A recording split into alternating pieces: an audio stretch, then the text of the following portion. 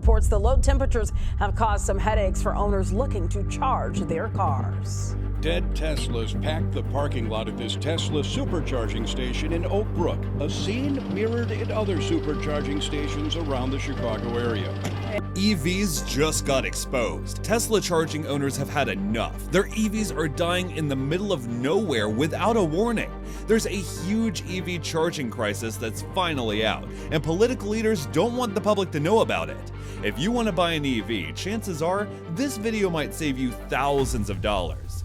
EVs cannot be used when the temperatures drop and have three major flaws that are being hidden from you. But why are Teslas dying in cold weather? Are EVs a scam? Why is the government forcing the public to leave gas cars behind? Here's what exactly happened. Thousands of EVs are dying, and people are spending more time charging than on the road because the charging grid has completely collapsed. No juice, it's still on 0%, and this is like 3 hours this morning being out here, after being out here 8 hours yesterday. Has it been charging? No, not at all. It just isn't working. At all. It's just frozen, and so I'm getting it towed to the Tesla service center because that's my only option. What's even crazier is that EVs are losing charging while just sitting there in the cold. People are seeing a range drop as high as 40%. Imagine that. You're out in the cold thinking you've gotten enough juice to get home, and suddenly your charge drops faster than your hopes at a lottery draw. Savannah DeFleur, another Tesla driver, echoes this sentiment at a charging station. It definitely dies a lot faster. And let's face it, no one wants to hear that about their car in sub-zero temperatures.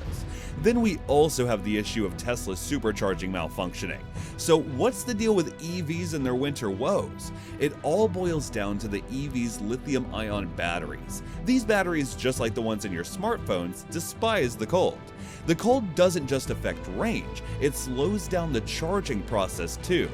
Nizek from CBS explains if the battery is too cold, it will charge slower and may need to heat itself up before the charging speed can increase. So it's not just you shivering out there, your EV's battery is freezing too.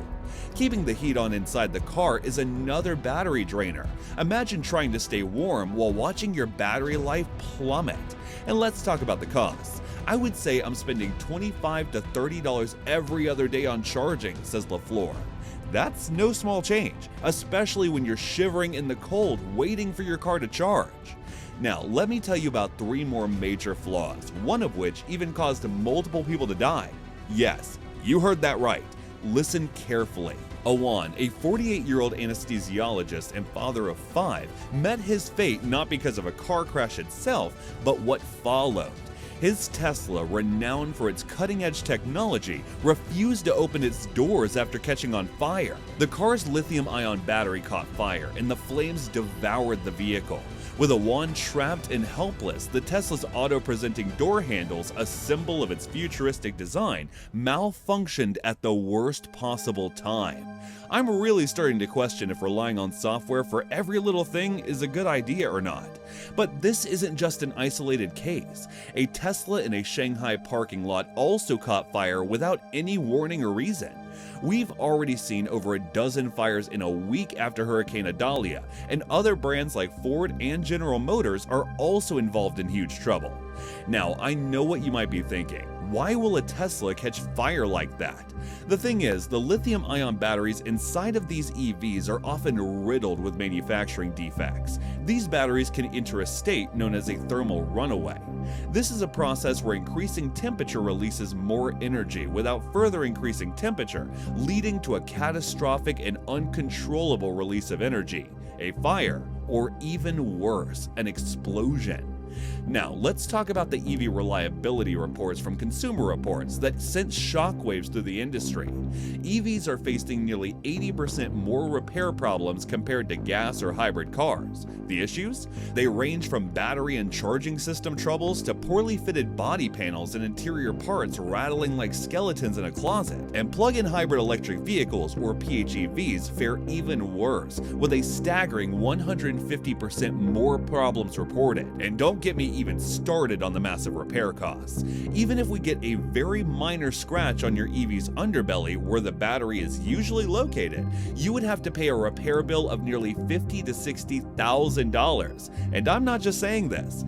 This happened with multiple people, who then swore to never buy an EV again. Next up, let me tell you about the reality of our EV charging infrastructure. Despite spending billions of dollars on EV charging stations, the real-world situation is completely different. According to a survey by J.D. Power, a staggering 20% of EV owners reported arriving and departing a charging station without gaining any range on their vehicle.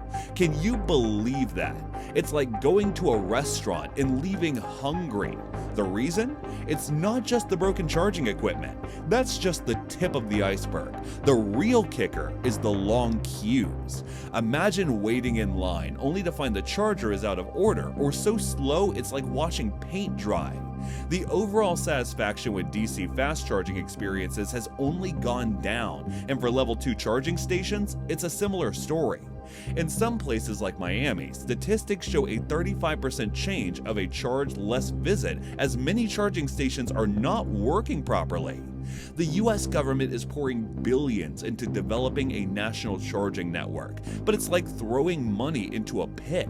The business model for these chargers is about as clear as mud. Gas stations and utility companies are at each other's throats. Rural areas are predicting years of losses on chargers, and spotty equipment is making reality a joke. In the US, there are only about 11,600 points where any EV can charge quickly. That's not nearly enough. The problem?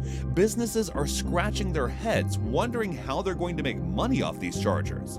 Automakers like Ford, GM, Rivian, Volvo, Polestar, Nissan, Mercedes-Benz, and now Fisker are planning to adopt Tesla's NACS connectors, but there's no concrete timeline. So we might be in for another year of dubious charging experiences. All in all, the EV charging infrastructure in the US is a mess, and it's getting messier. As much as we want to embrace the future with open arms, the reality is that we're stumbling in the dark, trying to find a way to make EVs work for everyone. It's a story of hope, frustration, and a whole lot of waiting. But one thing's for sure, the road to an electrified future is going to be a bumpy ride. Now, don't lose all hope yet. There are some things EV owners can do, like preconditioning the battery. Mark Bilek of the Chicago Auto Trader Association advises it's not plug and go. You have to precondition the battery, meaning that you have to get the battery up to the optimal temperature to accept a fast charge. The owner's manual of a Model S Tesla recommends looking for a blue snowflake icon on the touchscreen and using the trip planner to navigate to a charging location for at least 30 to 45 minutes before arrival to ensure optimal battery temperature and charging conditions. It's like giving your EV a heads up. But despite this, there's no denying that this is no way practical or ideal for daily usage. The reality is, EVs are still a work in progress, especially when it comes to tackling the cold. The winter charging crisis is more than just a temporary glitch. It's a wake-up call to all EV manufacturers and owners. We need better technology, better infrastructure, and a whole lot of patience as we navigate these frosty roads. Remember, folks, the journey to a fully electric future is not a sprint. It's a marathon. A marathon that for now might involve a lot of waiting, shivering, and praying for your EV to charge up in the freezing cold. Would you use an EV for a road trip? Let me know down in the comments below. I just uploaded another video talking about news that could hurt the entire industry, so be sure to check my channel for that. Thanks for watching.